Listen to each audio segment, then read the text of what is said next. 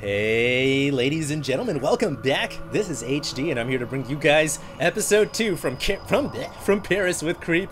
Of course featuring the star Stefano, Millennium Stefano in the bottom left hand corner. He's going to be the Blue Zerg, and his second challenger of the day going to be a Protoss player by the name of Zok and his team alternate attacks. Now, as I said before, a lot of ZVTs and ZVPs and ZVZs obviously in this replay pack, but I will not be bringing you guys any ZVZs. Just going to focus on ZVTs and ZVPs, simply because TLO has already brought so many ZVZs. So we'll see what happens here in the second episode of From Paris with Creep. Now, before the series really gets started, just a little bit of update with StarCraft 2 news in the community. In fact, this has to do with keeping up to date with the StarCraft 2 news in the community. If you guys want to check out glhfmag.com, it's Good Luck Have Fun's magazine that's going to be coming out revolving around esports and StarCraft 2, and you guys can keep up to date with the community in that way. Pretty cool. And it's a good way for you guys to kind of just stay up to date with all the happenings and newest trends in StarCraft. Of course, as you guys all know, Diablo 3 had a, what the heck just happened there? We just have a drone sacrifice. Diablo 3 had just a beta, open beta last weekend, and I know there was like an error or something on Saturday or Sunday, which kind of bummed a lot of people out. So I do apologize for that. I know how much that must suck, but I know how excited you guys probably are for Diablo 3, which is going to be releasing in a couple of weeks, and I can't wait to get on there with you guys and party it up and hopefully PvP with some of you all and maybe post some videos online. That could be really fun. I will definitely be a huge Diablo 3 player. I was big in Diablo 2, and I actually used to play a lot of hardcore. I don't know if you guys know what hardcore is, but essentially you only had one life, and if you died you lost everything.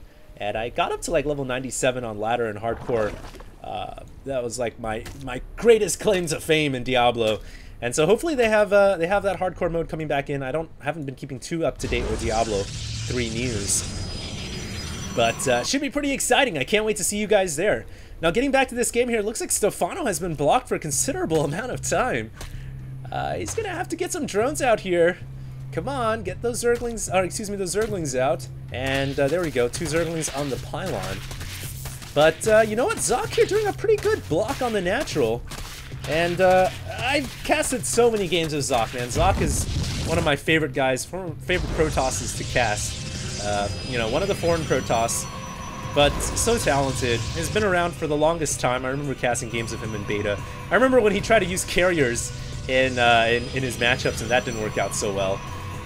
We'll see how this game goes. Zok is quite talented, but he's gonna have to face off against the new fear here. And I was talking about this in the last cast I did in the last season with TLO in the Game of Drones. You know, the mass roach style, 11 to 12 minutes. Stefano popularized it. Stefano is the pioneer and the master. And at first it was a 12-minute max, and then it became an 11-minute max a couple of weeks ago. And Stefano apparently can max out on roaches in 11 minutes into the game. How insane is that? And seeing as how we have Stefano here in this second episode of From Paris with Creep, we'll see, man. I think he's gonna go for the max roach style, and I mean that's really his one strategy to be defeating Protoss. And we'll see how Zok counters this. I always say, you know, you need a lot of gateways, you need robotics, you need immortals on the field. Some Protosses will also go for that quick third as well and try to hold down the third. Stefano now has his third coming up, as is to be expected, and he's not mining any gas yet. That's what we would expect out of the Max Roach build. And if you think about it from a logistics standpoint, it makes a lot of sense. You want to just focus solely on drones. You're not utilizing any gas until you actually need it, which is about 6 minutes and 30 seconds in, or 6 minutes in. And we can see now the guys are starting to come up. He has 2 coming in the main. None coming in the natural yet. Zealot was able to control the tower looking outside of the Protoss base, and it looks like there's actually an Overlord there as well. Nice placement from Stefano. He's going to be able to see the weakness at the front door. Also sees the sentry coming out. Does he see the robotics facility? No, he doesn't. But it is wise of Zok to go right for that robotics facility, and hopefully he gets very quick immortals here. He should realize that this is Stefano's playstyle and how he's become such a dominant factor in Zerg versus Protoss. In fact, a 70% plus win rate in ZVP, which is just astronomical. That's insane. Now, it looks like we have the double Evo Chamber coming down. No, just one Evo Chamber. And we should see him going into the lair right now. There it is.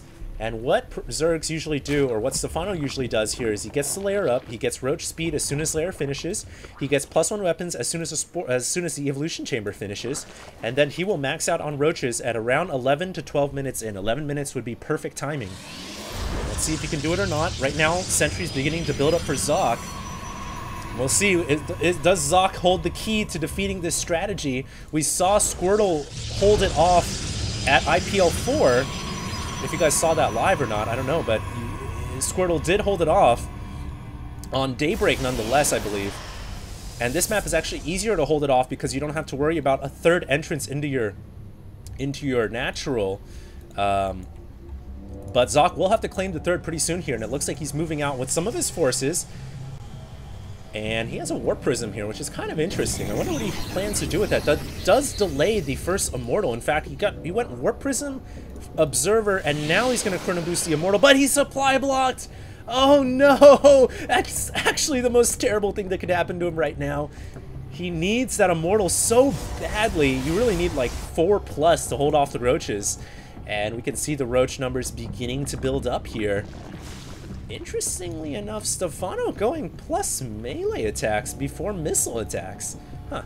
That's uncharacteristic. Usually he gets, I believe he usually gets the ranged attack and maxes out on Roaches. That's kind of interesting. We have the Warp Prism coming down here, and a couple of Force Fields coming out, but this Harass is not going to do much at all. And Zoc, realizing that, will have to pull away. In fact, that actually hurt Zoc more than helped him because he went and wasted a bunch of Force Field energy, and he only killed one drone for that. So, you know, he needs that Force Field energy. He's actually got more Sentries back at home here. And that Immortal coming out, but a Zealot and Sentries are going to get caught. Will he save it? He will. And Zoc now should probably pull away. He's still kind of playing with fire here. But he knows that there's no anti-air yet except for the Queen, and he can dodge it for a very long time. Maybe he's just trying to buy time until Stefano can max out on Roaches. And we're getting pretty close to 11 minutes here.